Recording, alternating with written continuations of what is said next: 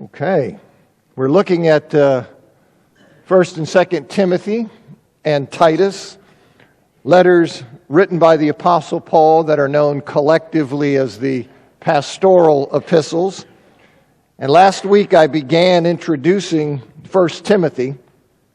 I provided biographical information on Timothy, outlined his travels with Paul, and highlighted the close relationship that exists between Paul and Timothy. I gave some background on the ancient city of Ephesus and noted the primary purpose of the letter of 1 Timothy. I explained that there were definite similarities between the false teaching that Timothy faced in Ephesus and Titus faced in Crete. And right when we ended, I was sketching some of the features of that false teaching, and that's where I want to pick back up. We have here the Mosaic Law was being misused as a source of wild myths or legends that included appeals to genealogies, the ancestor-descendant list, and the preoccupation that these teachers had with this speculation. It produced useless quarrels and controversy that distracted from and it even displaced the gospel of Christ. He says here, you see in 1 Timothy 1:4, that they were teaching a different doctrine. The law also was being misused as a basis for imposing ascetic practices, such as the prohibiting the eating of certain foods, and that the law was involved in that. It's indicated by the fact Titus chapter 1 verse 14 refers to their devotion to Jewish myths. Okay, which myths? 1 Timothy chapter 1, 4-7 makes clear those Jewish myths are distortions of the Mosaic law. So that the ascetic practices being tied to the Mosaic law.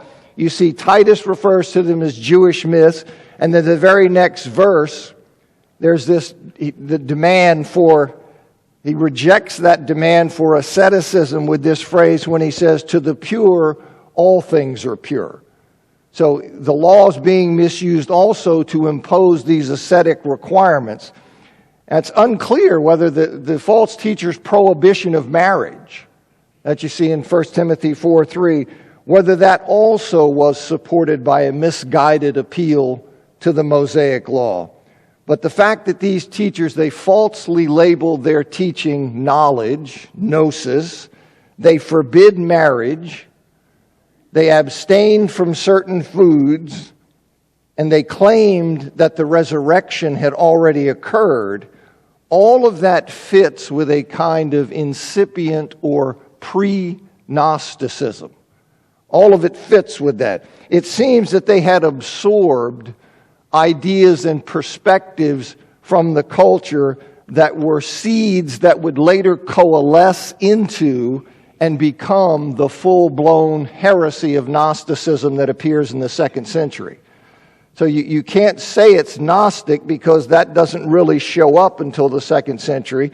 But people are looking, saying, look, it looks like what we have here, we have these pre-Gnostic ideas and pre-Gnostic perspectives that would later become the full-blown heresy of Gnosticism. Looks like they had absorbed those kinds of things, and then they went back with those ideas and perspectives, and they distorted the Mosaic law to claim scriptural support for conclusions that were really driven by these pre-Gnostic ideas and perspectives. So that was really the source of their thinking, but they went back and mined the Old Testament to get some authorization for those things. Stephen Westerholm, in a well-known article several decades ago, he says the true motivation for these ascetic practices was the belief that the material world is evil. Now you'll notice that right away. That's a classic element of the heresy of Gnosticism. The idea that the material is evil and sub-divine. So much so that they didn't even think that God had created it. You had these lower level beings. God had to distance himself. So he says here, the true motivation for these ascetic practices was the belief that the material world is evil and that the person who knows God will want to separate himself as much as possible from it. This, which the polemic of 1 Timothy 4 and Titus 1 makes quite clear, brings the opponent's belief within the broad spectrum of Gnostic heresy. And then Kostenberger, Kellerman, Quarles, in their introduction to the New Testament, the Cradle, the Cross, and the Crown, I think that's the title of it. He says, in Ephesus at least, one finds ascetic elements such as the prohibition of marriage and the eating of certain foods, and the teaching that the resurrection had already taken place, which may point to a Greek-style dualism, this division of spirit and material, this idea spirit is good, material is bad, that prize spirituality over the natural order. What Paul apparently opposed here was an appeal to the Mosaic law in support of ascetic practices that at root were motivated by Gnostic thinking. Okay, so I think that's what's going on. Now, others contend that, look, they say you don't have to go to this kind of pre-Gnostic explanation for this suite of ideas. You have the false teachers, we can identify certain elements of their false teaching, and people say, well, that looks like that fits comfortably with a kind of pre-Gnosticism. These ideas and perspectives, we can understand how they would yield the kinds of things we're seeing from the false teachers. But others say, well, look, for things like forbidding marriage, abstaining from certain foods, and claiming the resurrection had already occurred, those things can be accounted for without appeal to this pre-Gnostic thinking or these Gnostic seeds. You don't have to go there for that. For example, Dylan Thornton, who's a scholar who wrote a dissertation about 5 years ago on Paul's opponents in 1 and 2 Timothy, which was later published, the following year published as a book. He argues that the false teachers, they had misunderstood Paul's teaching about the Christians' present participation in Christ's death and resurrection, leading them to see themselves as living only in the age to come rather than in an overlap of ages. He says, believing they had been projected into the age to come by this misunderstanding of Paul's teaching, the opponents sought to do away with marriage, since according to Paul, marriage is fitting only for the old order.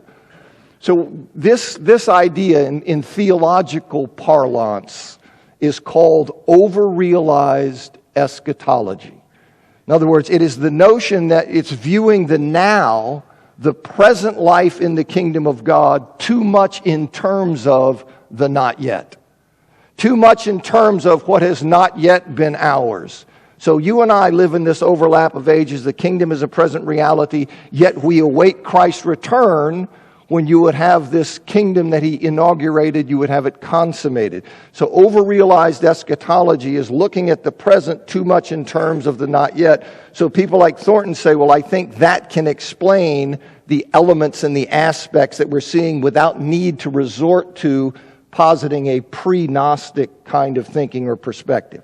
Okay, but either way you go, I think it's important to recognize that the improper use of the law that's being made by these false teachers, it was not the wholesale binding of the Mosaic law that you see in like Galatians, where you had Judaizers in Galatia, in the churches in Galatia and elsewhere, who are saying, listen, if you want to have fullness with God, yeah, Jesus is important, Jesus is good, but you must convert to Judaism. You must be circumcised and live as an old covenant Jew. And Paul says in Galatians, that's nonsense. So these people aren't like that. And the reason you can see they're not like that is because if they were, it's just unimaginable that Paul would not address circumcision. Because circumcision, they made a big deal of that because that was a person's entry, a Gentile's entry into the Mosaic covenant, and that's what they were pushing. So their circumcision was the sign that they had swallowed the false teacher's teaching and were now buying into you have to be an old covenant Jew. So if that were the case, you would expect Paul to say something about circumcision, and he doesn't. So they're misusing the law, but they're not misusing it in the same way as the Judaizers. Let me say just a bit. So that's something about aspects of the false teaching. Let me say something about the false teachers themselves, and then we'll actually turn to the text. I know you like that. Okay. The false teachers, we see that they were deceptive, they were immoral, and they desired to get material gain by means of their teaching. And they falsely labeled their teaching knowledge. This is something that they do. Now, whatever its origin, however it started to influence the community there in Ephesus, it appears that it is now coming from members of the church who'd been attracted to it. You see, they had lost their Christian bearings. They had swerved from the truth, which implies that they had been part of the truth and had been pulled away. They had been deceived and pulled away. So the teachers now seem to be coming from people who had identified with the church. And the reference in Titus 1:10, to those, he refers to those of the circumcision party as empty talkers and deceivers. And in Titus 1:14, he refers to Jewish myths. Well, that suggests that the false teachers were Hellenistic Jews. In other words, they're Jews who have been influenced by Greek culture. We would call them Greekified Jews.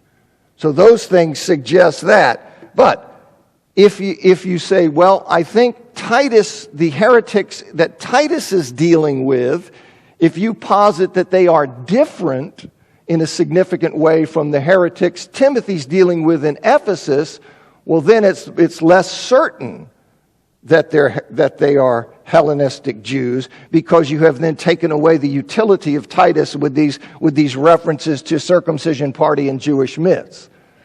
So that's how Dylan Thornton looks at it, and he says, look, their affiliation with the law does not necessarily prove the Jewish affiliation of the false teachers, because the scriptures were the common ground of Christians of any previous religious commitment. It is just as likely that the opponents were Gentile converts who, after coming into the Pauline community, grew accustomed to using the law. It's like you and I use the law. Right? I'm not a Jew, but I use the law. I study the law. I mean, I've spent a lot of time. Why? Because I'm a Christian, and I'm rooted in that. Okay, so it's not necessarily that they're Hellenistic Jews.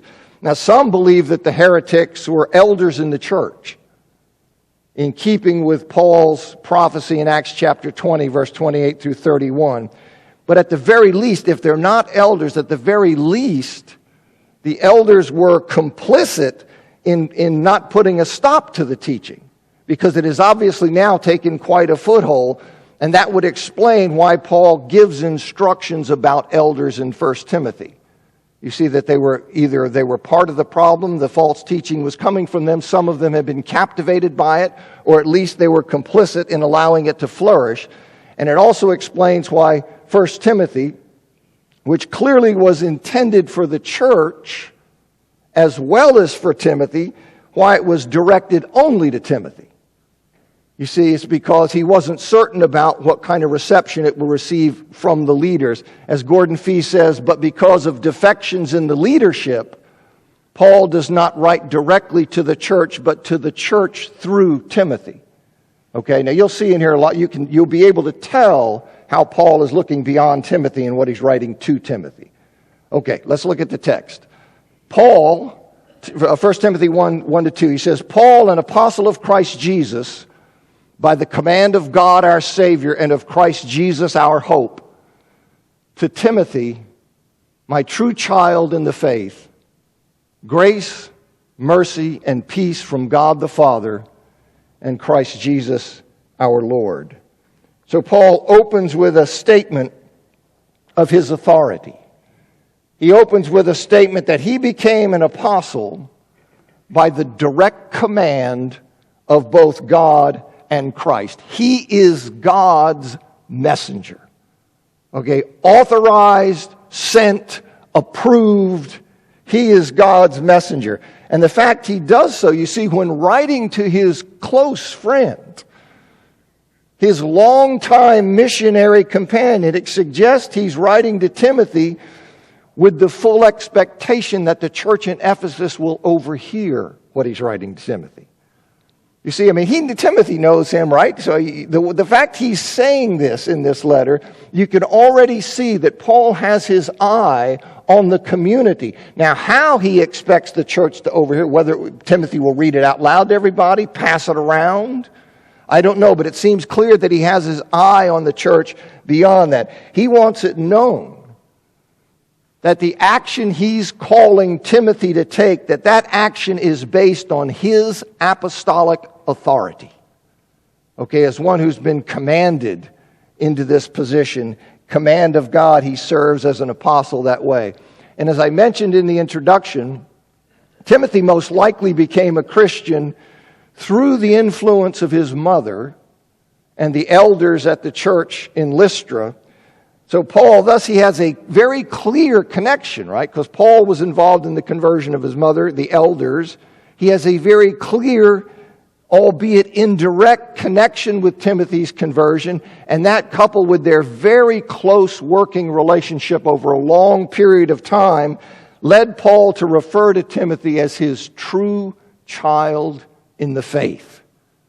His true child in the faith. And see, that close connection, that reinforces Timothy's authority. Paul says, I'm an apostle by the command of God in Christ. And he says, the guy here I'm sending to you, he's my true child in the faith. You don't get a better representative of me than you get in Timothy.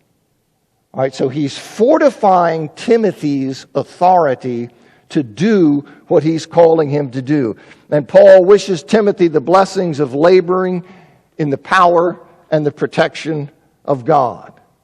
And then he says in verses 3 to 7, just as I urged you when I was going to Macedonia to remain in Ephesus, do so that you may command certain men not to teach a different doctrine and not to devote themselves to myths and endless genealogies which promote useless speculations rather than the stewardship of God, which is by faith.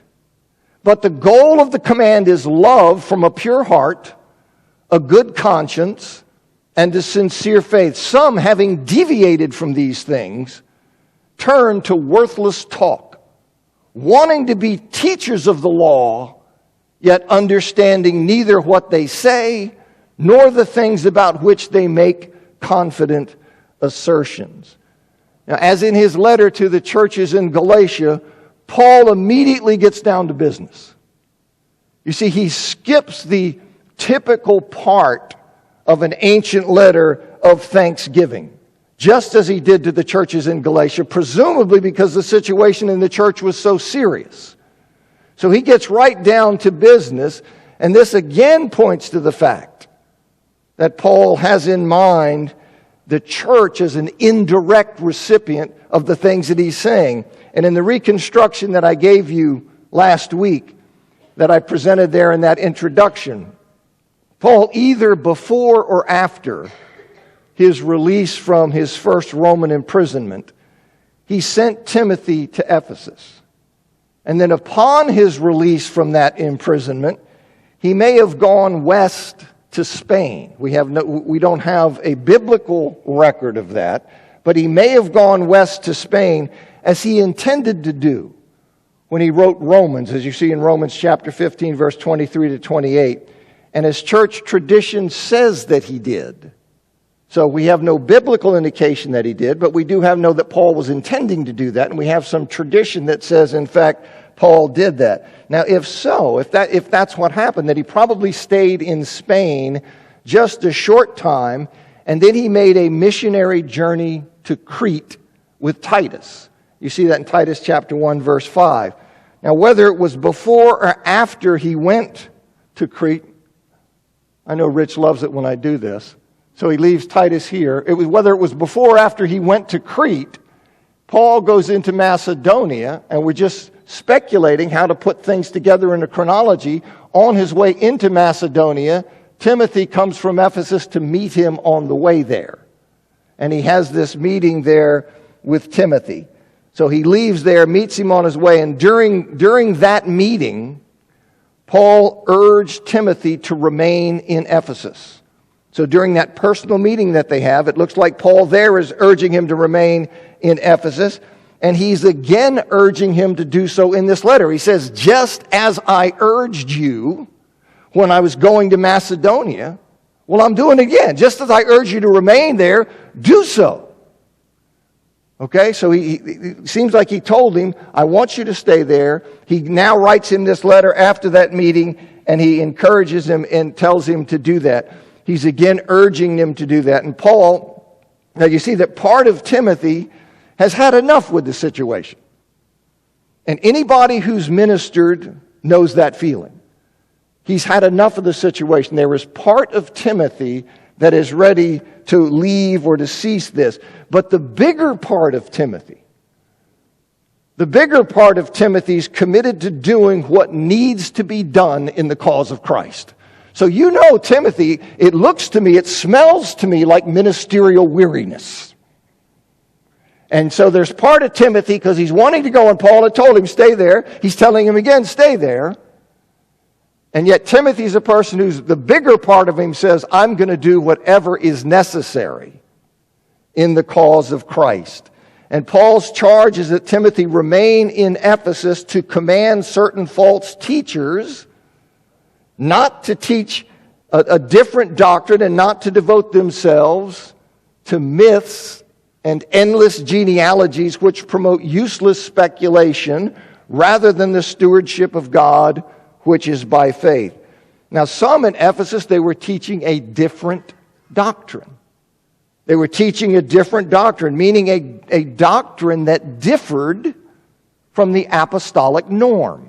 It differed from the message that the apostles had received and had passed on. Okay, it was aberrant teaching. They're teaching a different doctrine. It did not agree with the sound or healthy words of Jesus and with the teaching that accords with godliness, as he refers to it in 1 Timothy chapter 6, verse 3. And this deviant teaching that they were presenting, it was apparently rooted in myths. Okay, this term was known. It was rooted in myths which were false and far-fetched stories, often about the gods. Often about the gods that were used to deceive people into accepting certain practices by linking those practices with those stories. So this is so this deviant teaching is rooted in myths, and these myths somehow were tied to Old Testament genealogies, to the ancestor-descendant list, probably the list in the early parts of Genesis. Titus chapter 3, verse 9 mentions genealogies along with disputes about the law. So these things are probably rooted there in the early chapters of Genesis, suggesting there's this Jewish background to it. Now, Philip Towner, in his commentary, he says, as its use in Philo was a first century Jewish writer. He was born BC, but he died around the middle of the first century. He was a philosopher in Alexandria.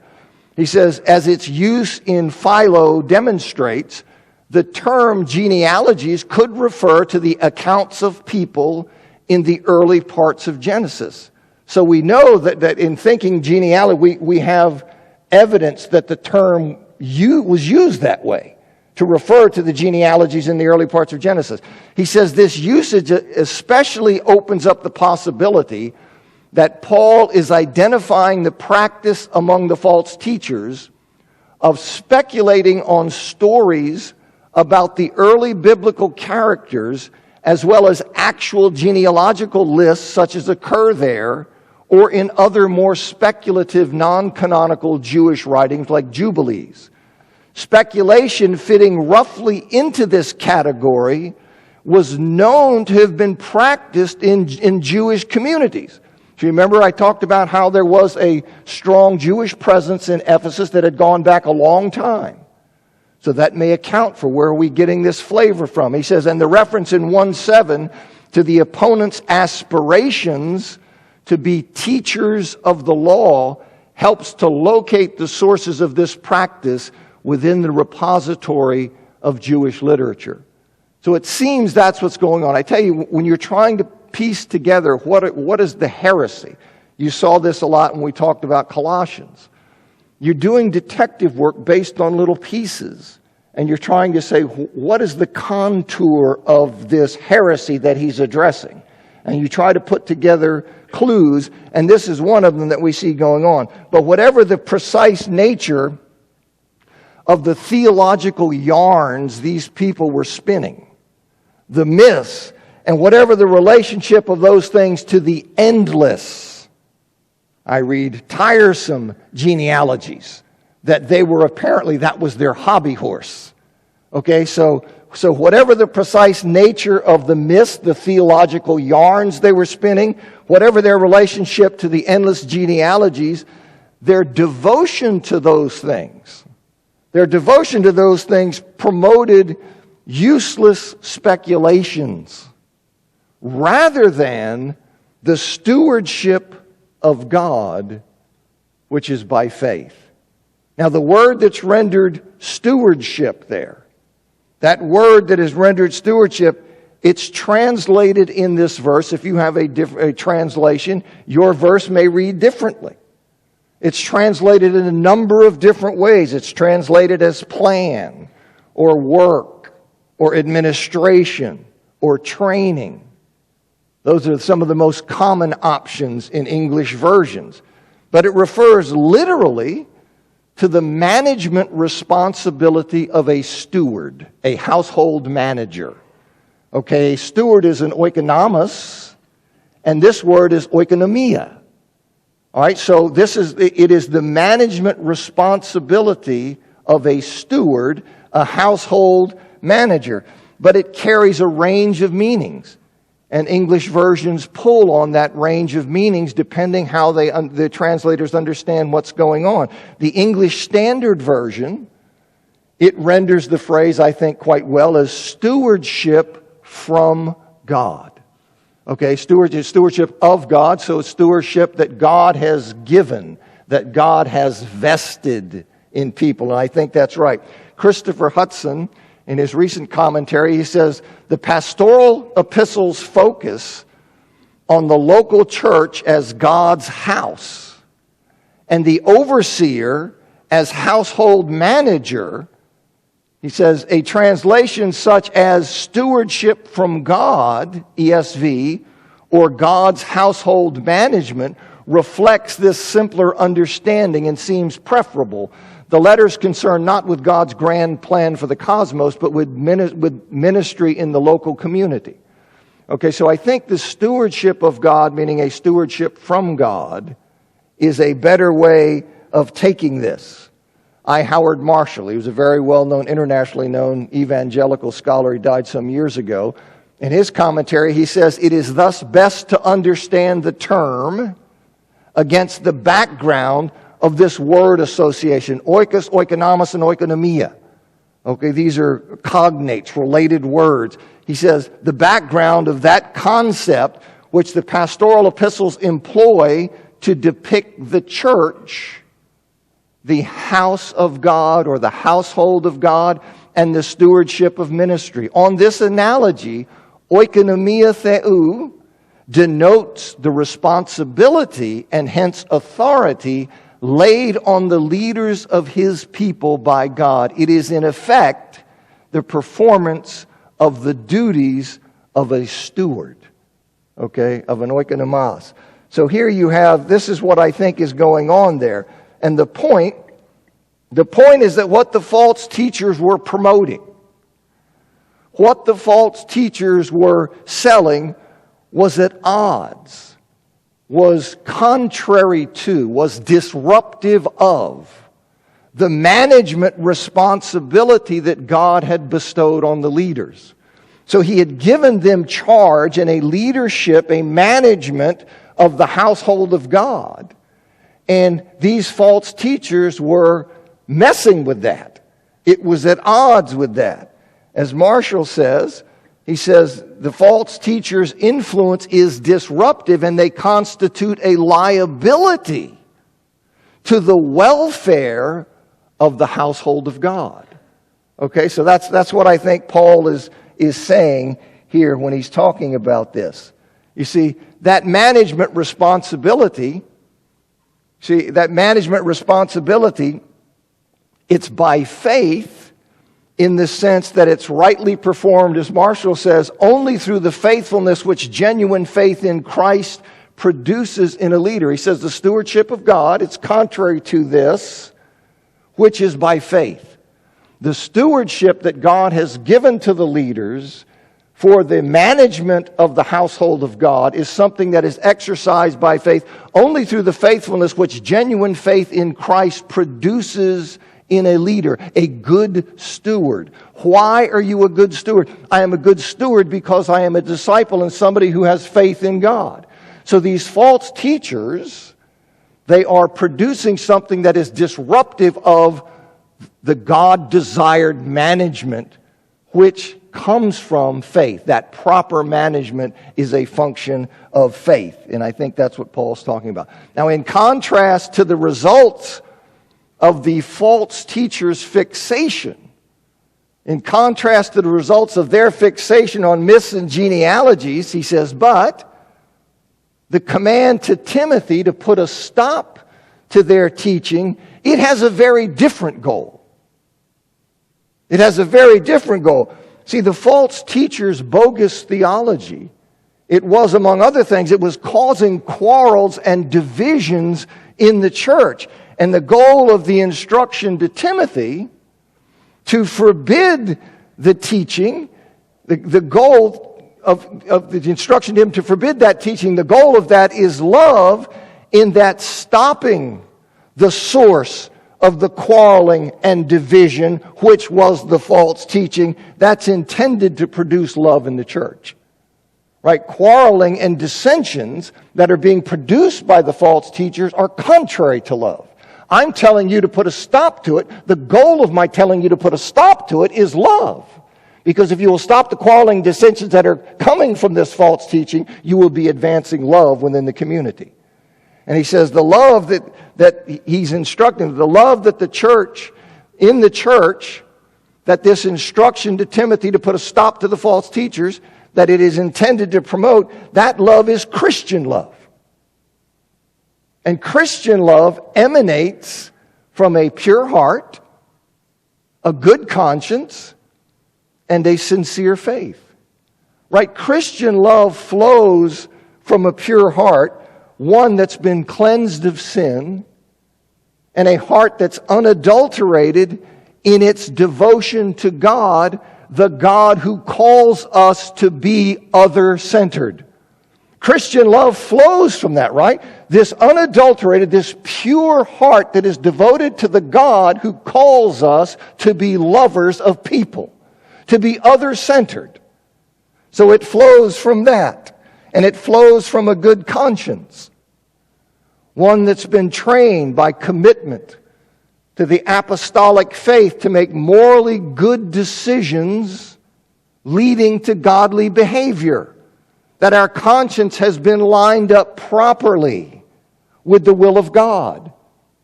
So it flows from a good conscience, and it flows from a sincere faith.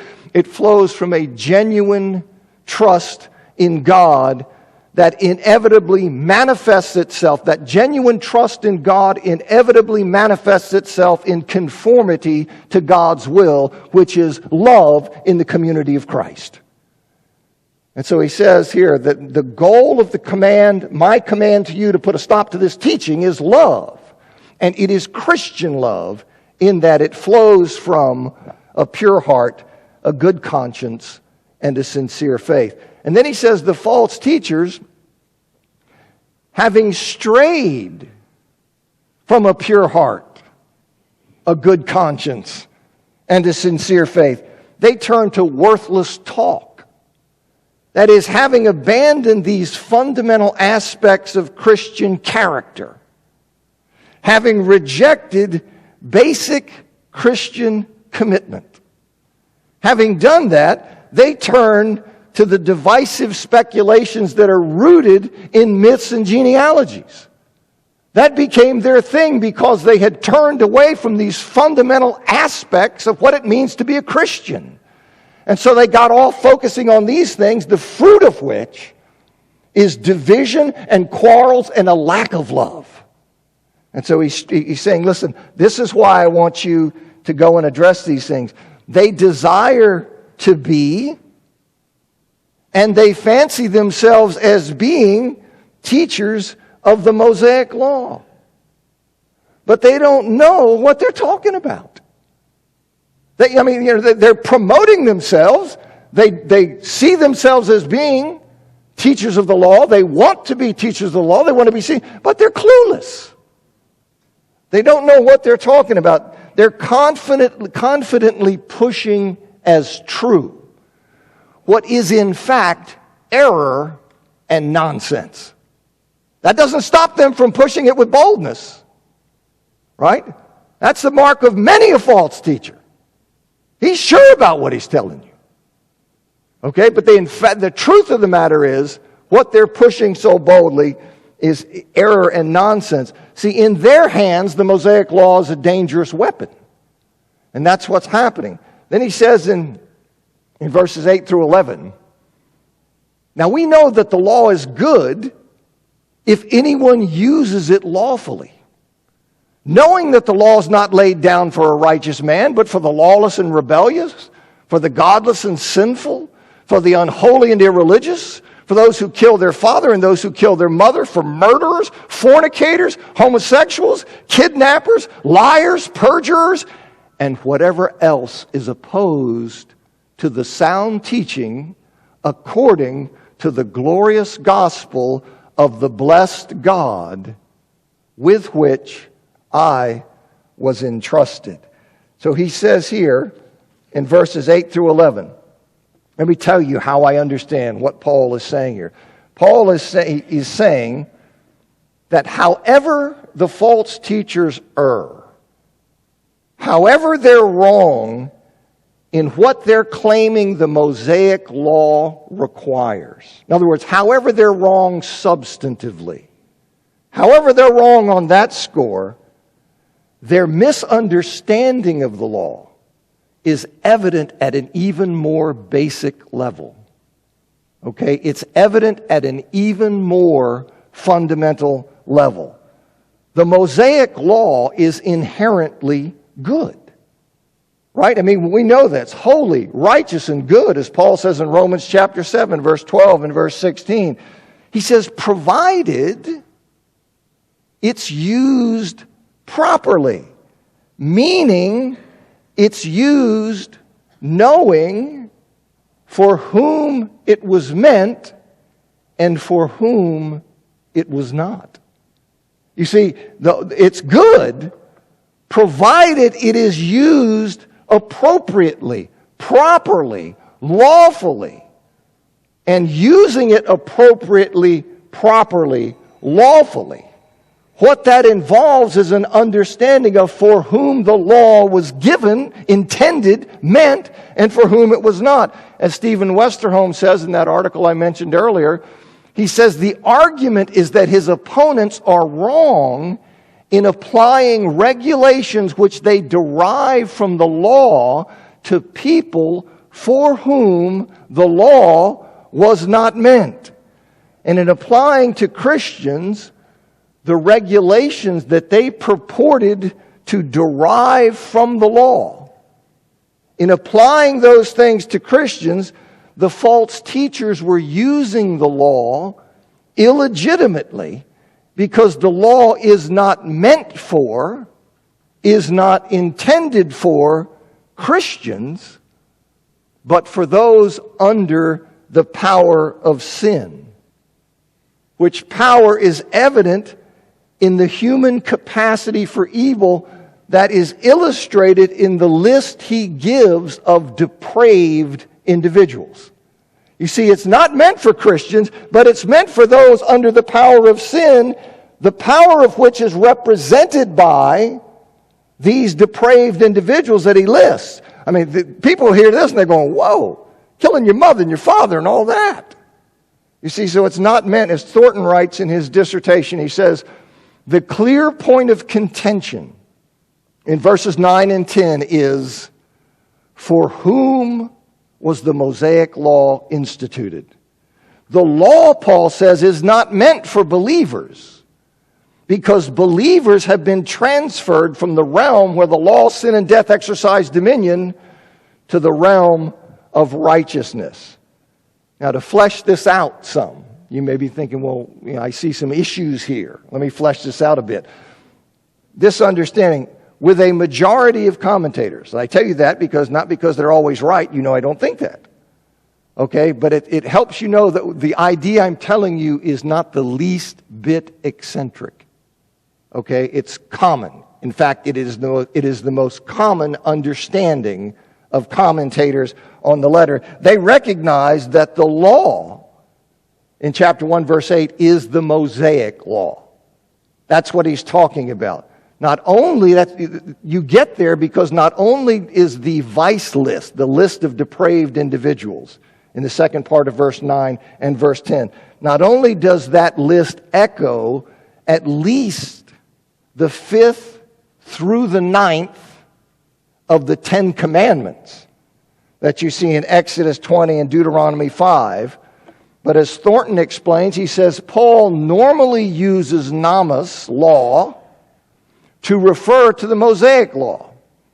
This means that unless the context provides clear clues to the contrary, we may presume that when Paul speaks of hanamas, the law, or namas, law, he's thinking of the Mosaic law.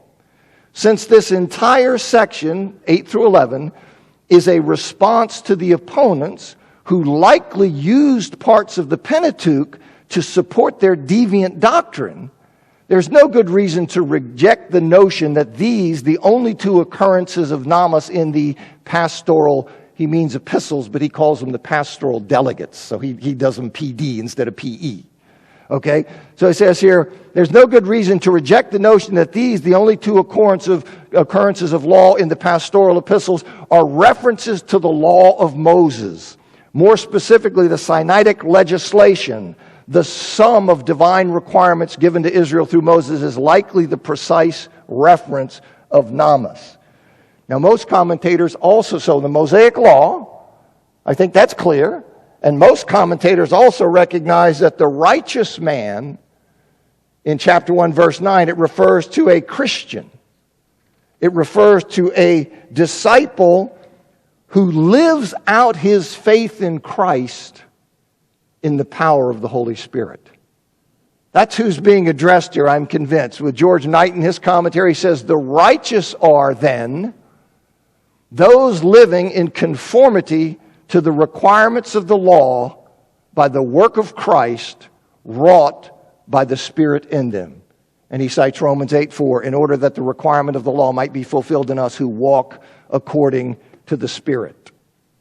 Dylan Thornton says, but we can venture a bit further and say that though justification by faith is not directly in view here, let me finish this and then I'm through, is not directly in view here, Paul has in mind the Christian as right living person, quoting Westerholm. He says, this is made clear by the close of the vice list in 1:10 and 11. The law is not given for the dikaios, righteous, but the law is given for those who oppose the healthy doctrine which is in accordance with the gospel. Therefore, dikaios in this context, the righteous man, must allude to the sort of living that is in accordance with the gospel. In essence, Paul's assertion in 9a is that the Mosaic law was not instituted for the one who's been transferred from the realm of sin and now lives in the realm of righteousness. We'll pick back up there. I got a lot. I'm right in the middle of something here, so thanks for coming.